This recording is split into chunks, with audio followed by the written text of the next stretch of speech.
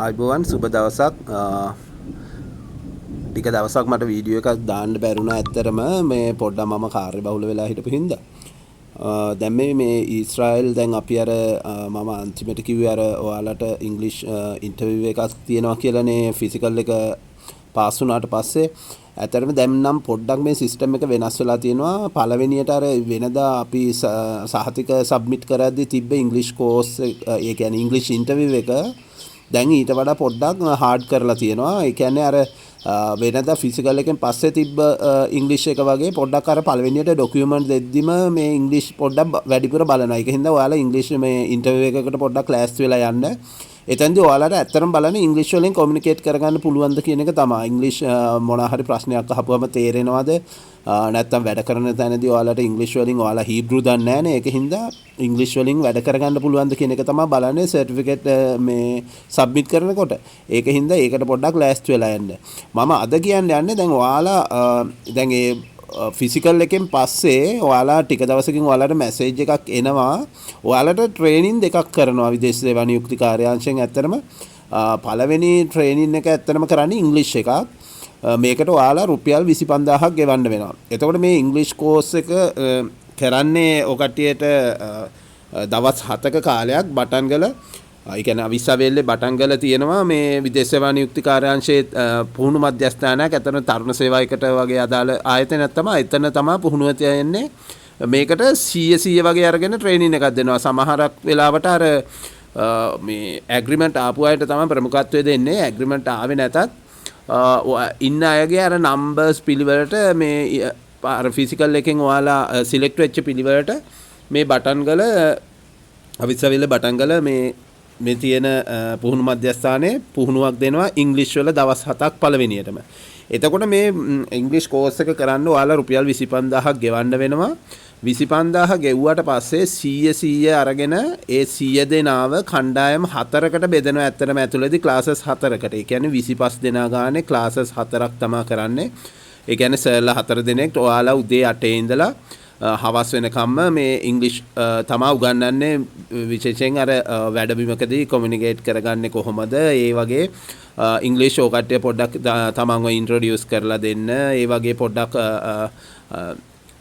Dialogues කතා කරන්න. ඒ වගේ ඒවා ඔයාලට පුරුදු කරනවා. එතකොට මේ කෝස් එක පටන් ගද්දී හැමදාම උදේට ඔයාලට පොඩි ෆිසිකල් එකකුත් දෙනවා. සාමාන්‍යයෙන් දන්නවනේ විදේශ සේවා නියුක්ති කාර්යාංශ මොනවා හරි පුහුණු වීමක් කරද්දී අනිවාර්යෙන් කොරියන් එකේ එහෙමනම් මේ ෆිසිකල් එක හුඟක් ටෆ් දෙනවා. ඉච්චර නෑ. අර පොඩ්ඩක් වෝම් අප් වෙන්න වගේ එහෙම ෆිසිකල් එකක් කරවලා එහෙම තමයි උදේ පාන්දර පටන් ගන්න. ඒ කියන්නේ ඔයාලා එතකොට ක්ලාස් එක 8ට පටන් ගත්තට 7:00 වගේ වෙද්දී එතකොට මේ ෆිසිකල් පොඩ්ඩක් අර ව්‍යායාම කරන තැනට යන්න වෙනවා. ඊට පස්සේ ඔයාලට 5 වෙනකම් තියෙන මේ ඇත්තටම ට්‍රේනින් එක. ඒ කියන්නේ මේ ඉංග්‍රීසි උගන්වන එක. මෙතෙන්දී ඔයාලට ඇත්තටම ඔයාලගේ දැනුම මොන මට්ටමක තිබ්බත් අර බේසික් එකේ ඉඳලම ඔයාලට ඉංග්‍රීසි සාමාන්‍යයෙන් උගන්වනවා. එතකොට දැන් හුඟක් අයට තියෙනවානේ අර කතා කරගන්න බැරි එහෙම එකක්. එතකොට ඒ தත්ත්වෙ මගහරින්න තමයි මෙයාලා ඇත්තටම කරන්නේ. මොකද ඔයාලට එහෙ ගියාට පස්සේ මේ ඉංග්‍රීසි නැති වුණොත් එහෙම ටිකක් අමාරුයි වැඩ කරගන්න. ඒක හින්දා.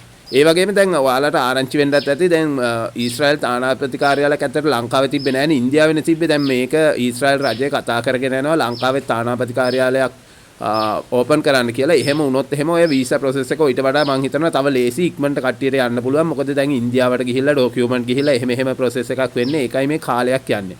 එතකොට මේ ට්‍රේනින් එක යද්දී ඔයාලට ගෙනියන්න ඕනි බඩු තියෙනවා. දැන් මම මේ ලිස්ට් එක ඔයාලට දාලා තියෙන මේ බඩු ඔයාලා අර ෆිසිකල් එක ඉවර නම් මේ බඩු ටික කටේ ලෑස්ති කරගන්න. එතකොට ඔයාලට ඇඳුම් මෙහෙම ගෙනියන්න ඕනේ. විශේෂයෙන්ම බොටම් කළු පාට බොටම් ගෙනියන්න ඕනේ දෙකක් විතර. දෙකක් තුනක්. ඊට පස්සේ සුදු කොට ටී-ෂර්ට් 3ක් විතර ගෙනියන්න ඕනේ. ඊට පස්සේ සනීපාරක්ෂක ඇඳුම් යට ඇඳුම් ඒවා මේවා බැනියන් ඔය කට්ටිය කොට කලිසම් දෙකක් ටී-ෂර්ට් දෙකක් බෙඩ් ෂීට් දෙකක් කොට්ට උර තුවාය ලේන්සුවක් කළු දිග කලිසමක් ගෙනියන්න ඕනේ.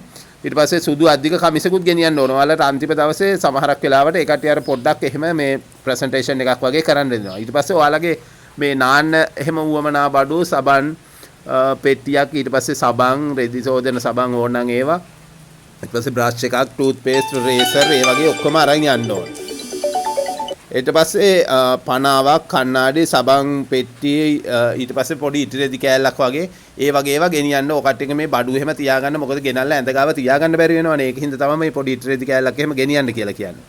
එතකොට දැන් මේවා මේ දැන් ඔයාලා දන්නවනේ සාමාන්‍යයෙන් ඔකටේ භාවිතයට ගන්න ඒවා ඔකටිය පළවෙනි ෆිසිකල් එක කරලා ඉවර නම් මේවට ලෑස්ති වෙන්න පොඩ හරි පුළුවන් විදියට මේවා ටික ලෑස්ති කරගන්න. ඊට පස්සේ ඔයාට ලිපි ද්‍රව්‍යත් ඕන වෙනවා. පොත්පත් ගෙනියන්න ඕනේ.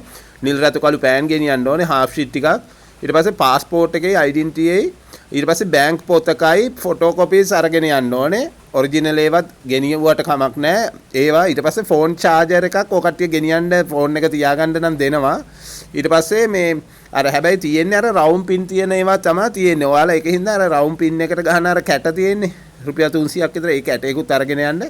ඊට පස්සේ මේ බිස්කට් වගේ මොන හරි ඒ වගේ එහෙම කණ්ඩ එහෙම වගේ ඕන දවස් 7ක් නේ ඉන්නේ. ඒකින්ද ඒ කැම බීම ඕන ඒවා තියෙනවා නම් ඒවත් අරගෙන යන්න.